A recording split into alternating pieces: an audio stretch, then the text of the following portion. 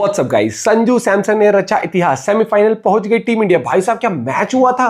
और भाई सच बता रहा हूँ, संजू ने अपनी करियर की बेस्ट इनिंग खेली है and one of the finest knock जो आपने देखी वर्ल्ड कप हिस्ट्री में। तो भाई करते साथ में एंजॉय। 1 2 3 गो। अरे कहाँ हैं संजू को ट्रोल करने वाले, निकलो तुम्हारी ऐसी सो गई थी तो आधे मैच में बीच में।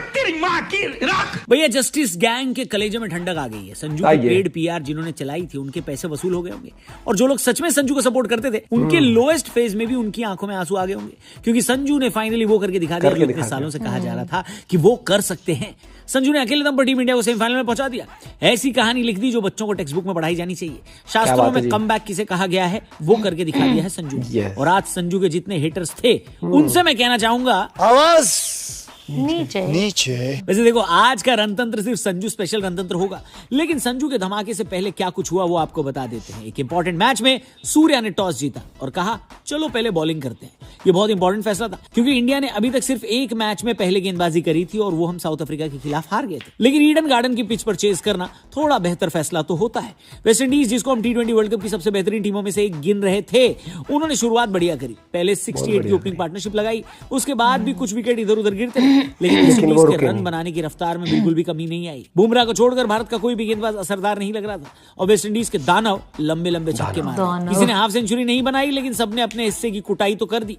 पाकिस्तान वालों को ये बोलने का मौका नहीं दिया कि वेस्ट इंडीज वाले तो मैच फिक्स कर रहे हैं और आईपीएल के कॉन्ट्रैक्ट के लिए मैच जानबूझ के हार रहे हैं। वेस्ट इंडीज के हर बल्लेबाज ने कम से कम एक छक्का तो लगाया ही। इसकी वजह से वेस्ट इंडीज 195 बनाने में कामयाब हुई, जो कि एक नॉकआउट मैच के प्रेशर के हिसाब से तो जीतना पड़ता है, जितवाना आपको भाई सिर्फ नॉकआउट के हिसाब से नहीं, इंडिया ने आज तक T20 वर्ल्ड कप में कभी भी 180 के ऊपर का टोटल चेस किया ही नहीं था। यानी अगर इंडिया को सेमीफाइनल जाना था तो उनको रिकॉर्ड बनाना था, और ये रिकॉर्ड बनाने के लिए कुछ स्पेशल तो करना था। वो स्पेशल काम किया संजू सैमसन ने। अभिषेक एक बार फिर से फ्लॉप हुए, 3 नंबर पर खेलने आए। ईशान किशन, जो एक वक्त पर काफी उनकी जगह खा गए थे, वो भी फ्लॉप हो गए। आप सोचो संजू के मन में क्या चल रहा होगा। उनको फाइनली वर्ल्ड कप से पहले न्यूजीलैंड सीरीज में टीम का हिस्सा बनाया गया था, ये सोचकर कि यही आदमी अब टीम इंडिया का विकेट कीपर बनेगा। लेकिन एक बार उनके बल्ले से रन आने बंद हुए और उनका फॉर्म खत्म हुआ तो पूरा देश ये कहने लगा कि इनको ड्रॉप करो, ईशान को लेकर आओ। टीवी पर कमेंटेटर ने संजू के खिलाफ एजेंडा फैलाना भी शुरू कर दिया।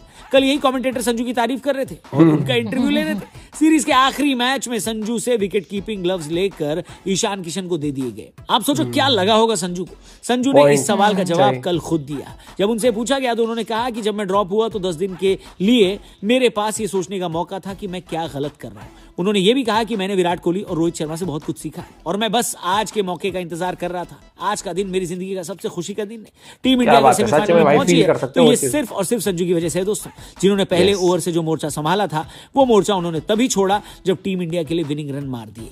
जो उन पर इल्जाम लगता था कि ये शुरुआत तो अच्छी दे देते हैं लेकिन मैच फिनिश नहीं करके जाते, संजू ने वो करके दिखाया है जो आज तक T20 वर्ल्ड कप के इतिहास में कभी नहीं हुआ। उन्होंने एक सक्सेसफुल रन चेज में विराट कोहली का रिकॉर्ड तोड़ा, 97 बनाकर नॉट आउट वापस लौटे। संजू की वजह से टीम इंडिया सेमीफाइनल में पहुंच चुकी है। हम 5 मार्च को अपना सेमीफाइनल इंग्लैंड के खिलाफ वानखेड़े में खेलेंगे। इस सेमीफाइनल पर अगर आपका कुछ कहना है तो कमेंट कर देना, और संजू की तारीफ में डेफिनेटली कमेंट बॉक्स में कुछ लिखना तो बनता है।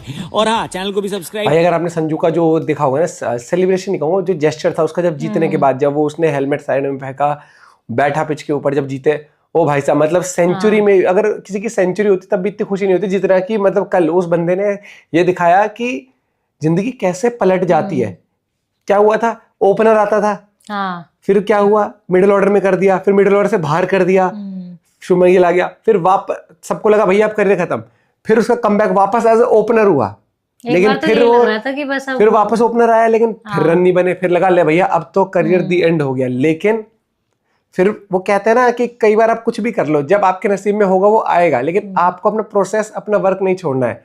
वो जो प्रोसेस की बात होती है, चाहे वो धोनी से रिलेट कर लो, चाहे किसी से कर लो, चाहे अपनी लाइफ से कर लो, अगर आप लगे रहे और बने रहे ना अपने मतलब अपने पिच के ऊपर, चाहे वो लाइफ की पिच हो चाहे ऐसी हो, भाई ये चीज होती है। उसने सेल्फ बिलीव रखा और कल उसने करके दिखाया भाई। मतलब और ये लगा लो कल अगर ये नहीं होता ना तो मैच हमारे हाथ से निकल जाता।